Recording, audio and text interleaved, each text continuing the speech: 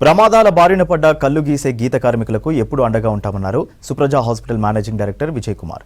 ఇటీవల తాటి చెట్లపై నుంచి జారిపడి తీవ్ర గాయాలైన 4 గీత కార్మికులకు హైదరాబాద్ నాగోల్లోని సుప్రజ హాస్పిటల్లో ఫ్రీగా ట్రీట్మెంట్ అందిస్తున్నారు. హాస్పిటల్లో చికిత్స పొందుతున్న వారిని రాష్ట్ర కల్లు గీత కార్మిక సంఘం నాయకులు పరామర్శించారు. ఫ్రీ ట్రీట్మెంట్ చేస్తున్న హాస్పిటల్ యాజమాన్యాన్ని అభినందించారు. ప్రభుత్వం ఇప్పటి వరకు 15,000 కాటమయ్య కిట్లు పంపిణీ చేసిందన్నారు తెలంగాణ కల్లు గీత కార్మిక సంఘం అధ్యక్షుడు ఎంవి రమణ.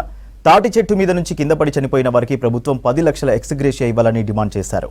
యాదగిరిగుట్ట మహాసభలో నేను ఇచ్చిన మాట ప్రకారం 2022 నుంచి ఈ రోజు వరకు తెలంగాణ రాష్ట్రంలో ఏ కల్లుగీత కార్మికుడు చెట్టుపై నుంచి ప్రమాదవశాత్తు కింద పడ్డా కూడా నేను ఉచితంగా ట్రీట్మెంట్ చేస్తాను సుప్రజ హాస్పిటల్ నుంచి అని నేను మాట ఇచ్చాను. ఆ మాట ప్రకారం ఇప్పటికీ ఒక 63 మందికి నేను ఉచితంగా వైద్యం అందించాను సుప్రజ హాస్పిటల్ నుండి. అదేవిధంగా మొన్న సాటర్డే రోజు దురదృష్టకరమైనటువంటి సంఘటన ఏంటంటే జనగాం ఏరియా పరిధిలో ఒకే రోజు తాటి చెట్టు మీకెళ్ళి 3 కింద పడడం జరిగింది. సో ఆ 3 ఒకేసారి సుప్రజ హాస్పిటల్కి ఒకరు మధ్యాహ్నం సాయంత్రం నైట్ 3 హాస్పిటల్కి వచ్చి సుప్రజ హాస్పిటల్లో జాయిన్ అవ్వడం జరిగింది. దాని గురించి నేను మా వైద్య బృందానికి మరియు పారామెడికల్ సిబ్బందికి నేను ప్రత్యేక ధన్యవాదాలు తెలియజేసుకుంటున్నాను సుప్రజ మేనేజ్మెంట్ నుంచి.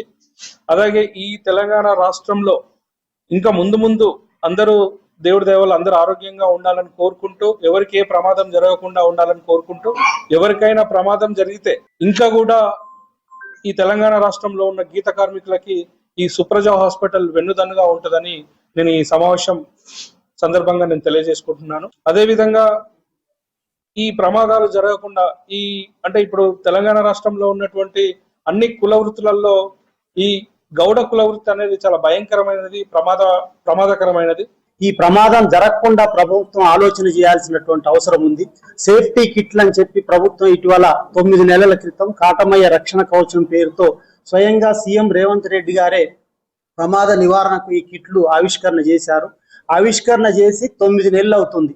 ఈ 9 నెలల కాలంలో 18,000 మందికి మాత్రమే ఇవ్వడం జరిగింది. రాష్ట్ర వ్యాప్తంగా 2.5 లక్షల మంది ఉన్నారు. ఈ విధంగా ఇచ్చుకుంటూ పోతే 5 సంవత్సరాలైనా కూడా పంపిణీ అనేటువంటిది జరగదు.